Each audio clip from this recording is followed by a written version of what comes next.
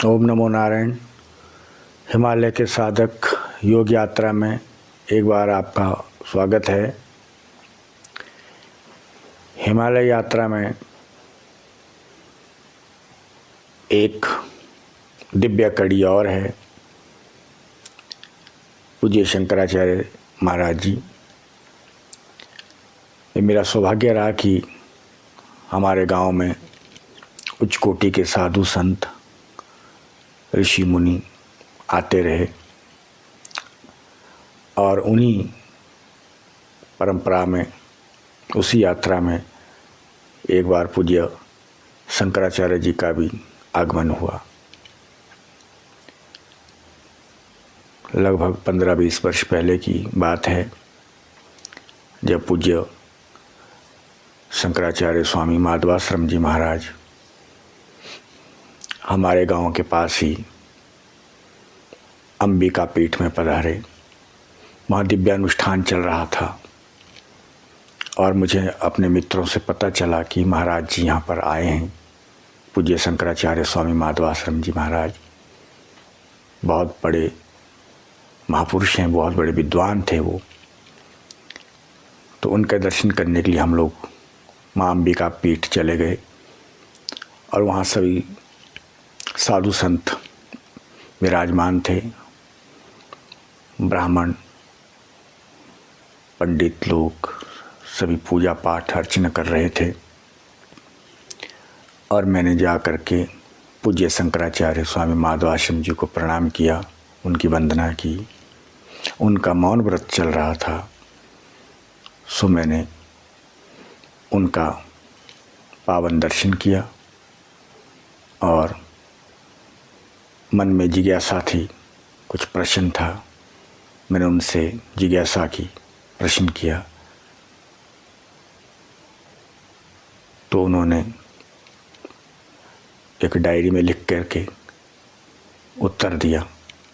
मेरा प्रश्न ये था कि महाराज जी, आजकल के बच्चों को कौन सा ग्रंथ पढ़ना चाहिए आध्यात्मिक क्षेत्र के लिए और व्यवहारिक क्षेत्र के लिए भी। तो उन्होंने लिख करके दिया विवेक चूड़ामणि, कि आज विश्व को विवेक चूड़ामणि ग्रंथ का अध्ययन और स्वाध्याय करना चाहिए। तब मैं बहुत प्रसन्न हुआ। फिर मैंने श्री विद्या पर भी उनसे प्रश्न किया कि महाराज जी, मैं श्री विद्या उपासना करना चाहता हूँ, तो इसके लिए मैं एक ग्रंथ का अध्ययन कर रहा हूँ, क्या वो उचित है? सौंदर्य लहरी का मैं उन दिनों अध्ययन कर रहा था।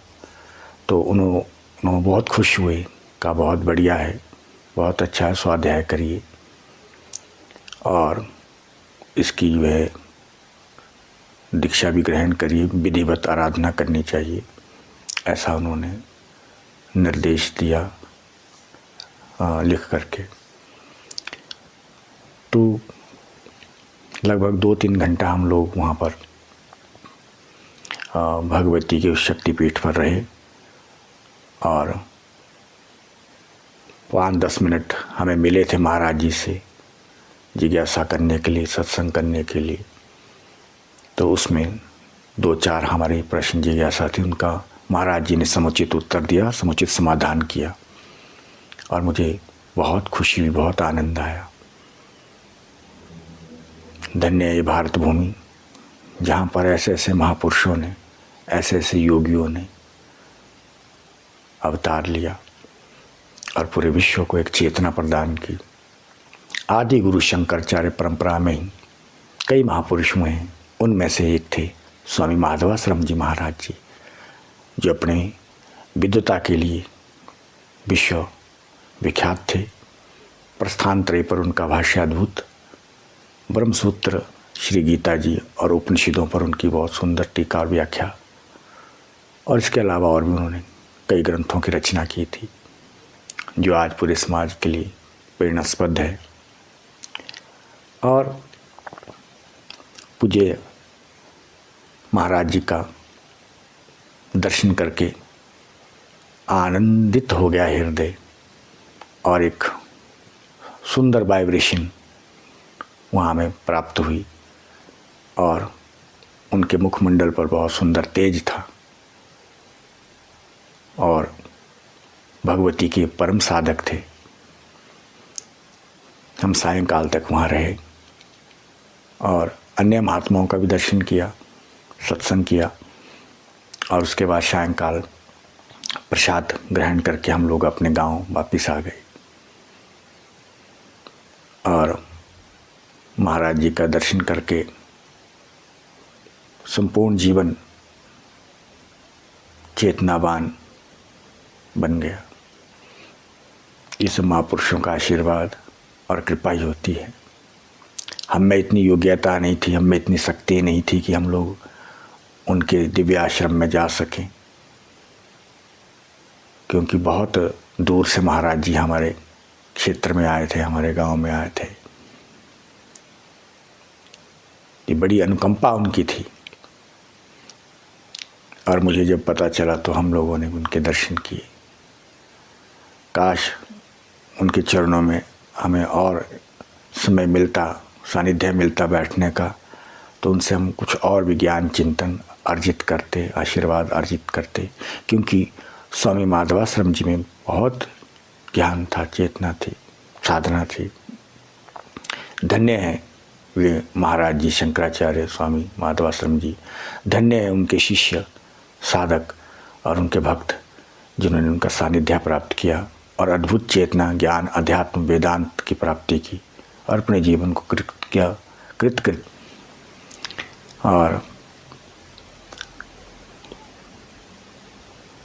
संतों का एक क्षण भी बहुत कीमती होता है। बिन सत्संग विवेक ना हुई, हरि कृपा बिन सुलभ ना सोई। सत्संग के बिना कभी भी विवेक प्राप्त नहीं होता है। और ऐसा वो दिव्य ग्रंथ जिसके बारे में पूज्य स्वामी माधवाश्रम महाराज जी ने कहा था कि विवेक चूड़ामणि का ज़्यादा से ज़्यादा प्रचार प्रसार करिए, और मैंने कालांतर में वैसा ही किया। बुक स्टॉल से विवेक चूड़ामणि ग्रंथ, बिल्कुल छोटे छोटे पुस्तिकाएँ हो, मगर उसमें ज्ञान बड़ा अद्भुत है। तो लगभग 40-50 वो ग्रंथ मैंने लिया और अपने मित्रों को बांट दिए, बच्चों को बांट दिए और खुद भी उसका अध्ययन किया और कोशिश करते हैं अपने जीवन में उतारने की। विवेक चूड़ामणि अद्भुत ग्रंथ है जो भगवान आदि गुरु शंकराचार्य द्वारा रचित है। तो हर व्यक्ति को, हर मानव को उस दिव्य ग्रंथ का अध्ययन करना चाहिए। उसका एक श्लोक मुझे याद है, उसमें भगवान शंकराचार्य जी लिखते हैं कि जो मनुष्य जन्म है वो बहुत दुर्लभ है और उससे भी दुर्लभ है मोक्ष की इच्छा करना, मुक्ति की इच्छा करना, और उससे भी जो परम दुर्लभ है वो है संत आश्रय। किसी महापुरुष का, किसी सद्गुरु का आश्रय मिल जाए, उनकी कृपा मिल जाए, उनका वरदास्त मिल जाए, वो सबसे कठिन है। तो ये 3 बातें मैंने वहाँ पढ़ी। वैसे और भी बहुत सी चीज़ें उसमें दी है, लेकिन 3 बातें जो है उस ग्रंथ का मुझे लगा जैसे निचोड़ है कि सबसे दुर्लभ अगर कोई है तो मनुष्य शरीर है, मनुष्य मानव जीवन है। और उससे भी दुर्लभ है कि उसमें जिज्ञासा हो कि मेरे जीवन का लक्ष्य क्या है, मुमुक्षा हो, मुक्ति की इच्छा हो, मोक्ष की इच्छा हो, स्वरूप को जानने की इच्छा हो। ये वो बहुत कठिन है, बहुत कठिन है। लेकिन उससे भी बहुत कठिन है फिर संत महापुरुष, कोई सद्गुरु का आश्रय, उसके लिए तो परम दुर्लभ कहा गया है।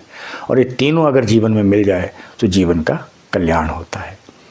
तो अद्भुत है भगवान आदि गुरु शंकराचार्य, और उसी परंपरा में आगे चल करके बहुत से महापुरुष हुए हैं। उनमें से एक महापुरुष थे स्वामी माधवाश्रम महाराज जी, जिनका मैंने दर्शन किया, उनके चरणों में जिज्ञासा की और उन्होंने मुझे विवेक चूड़ामणि ग्रंथ का स्वाध्याय करने के लिए, अध्ययन करने के लिए कहा और बांटने, प्रचार प्रसार के लिए भी कहा, और मैंने किया।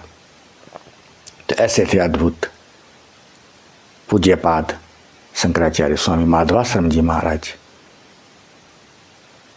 उनके चरणों में फिर कोटि कोटि वंदन करता हुआ आप सबको भी बहुत बहुत धन्यवाद देता हूँ कि आप सब लोग एक बार अवश्य जीवन में विवेक चूड़ामणि ग्रंथ का अध्ययन स्वाध्याय करिए, कराइए और अपने जीवन में उतारिए।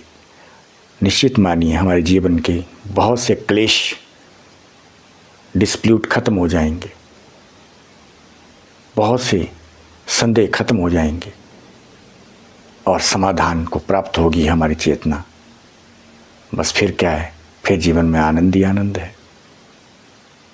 विवेक जब तक नहीं है तब तक हमारे जीवन में परेशानी होती है, कष्ट होती है, पीड़ा होती है, दुख होते हुए निश्चय होता है, द्वेष होता है, राग होता है, सब कुछ होता है। विवेक आ गया अर्जुन को भगवान कृष्ण की कृपा से, तो अर्जुन ने कहा नष्टो मोह ध्रुवा स्मृति लब्ध्वा, कि हे भगवान कृष्ण, आपकी कृपा से, आपके सत्संग से मुझे परम विवेक आ गया है, ध्रुव स्मृति आ गई है और मेरा मोह, अज्ञान जनित मोह नष्ट हो गया है और फिर कल्याण ही कल्याण होता है। आपको बहुत बहुत धन्यवाद। नमो नारायण।